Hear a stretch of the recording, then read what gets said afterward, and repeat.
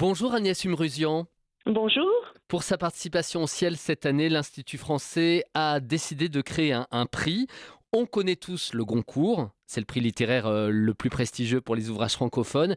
Eh bien, vous avez créé le Goncourt Choix du Maroc. 4 ouvrages étaient en lice. Le Mage du Kremlin de Giuliano d'Ampoli, Vivre vite de Brigitte Giraud, Les Presque Sœurs de Chloé Cormand, Une somme humaine de Mackenzie Orsel. Voici pour les 4 ouvrages qui se disputaient ce prix. Agnès, la cérémonie avait lieu en début de semaine, lundi soir. Qui l'a emporté? Alors, c'est le roman Une somme humaine de Mackenzie Orsel, auteur haïtien, qui a été choisi par les étudiants. Qui votait pour ce prix, justement?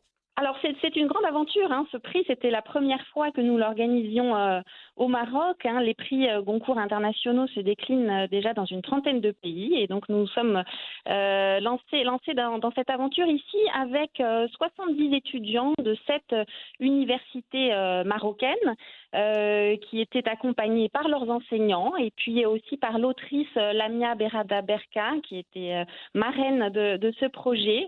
Et donc, ils ont, pendant plusieurs mois, lu, débattu et confronté leur point de vue sur ces 4 romans de la dernière sélection du Goncourt. Et nous avions la chance d'avoir avec nous lundi soir la vice-présidente de l'Académie Goncourt, l'écrivaine Françoise Chandernagor, qui était avec les étudiants pour l'annonce de leur choix.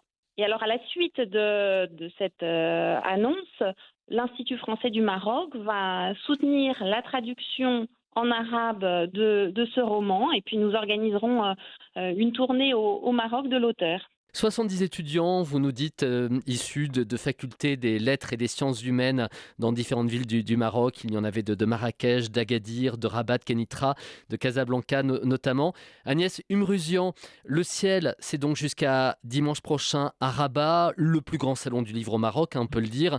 700 exposants en provenance d'une cinquantaine de pays et au détour des allées, le pavillon de la France. Je suis tombé sur une vidéo sur les réseaux sociaux où vous le faites visiter, ce pavillon. Je crois que toute l'équipe de l'Institut français, on est particulièrement fiers. On est très fiers et on est très mobilisés depuis des mois pour la préparation de cette manifestation à laquelle nous sommes très attachés. Elle nous permet de mettre en lumière la politique du livre et de la lecture que tout au long de l'année nous portons pour favoriser les échanges littéraires, intellectuels et professionnels aussi entre la France et le Maroc. Alors qu'est-ce qui se passe dans ce pavillon de la France? Qu'est-ce qu'on peut y trouver? Alors, ce pavillon, d'abord, il a un thème, c'est le thème des correspondances entre le monde arabophone et le monde francophone, avec une mise à l'honneur de la collection Sinbad des éditions Actes Sud, sur laquelle je pourrais revenir.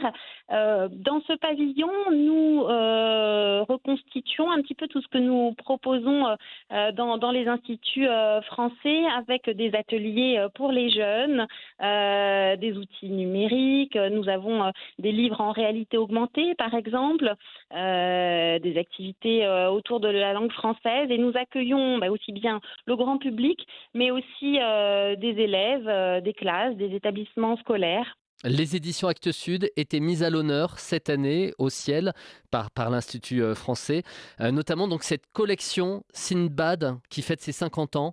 Tout à fait. Donc 50 ans pour cette collection qui a édité, traduit et qui continue à traduire de nombreux textes donc en arabe vers le français et puis des textes aussi sur le monde arabe.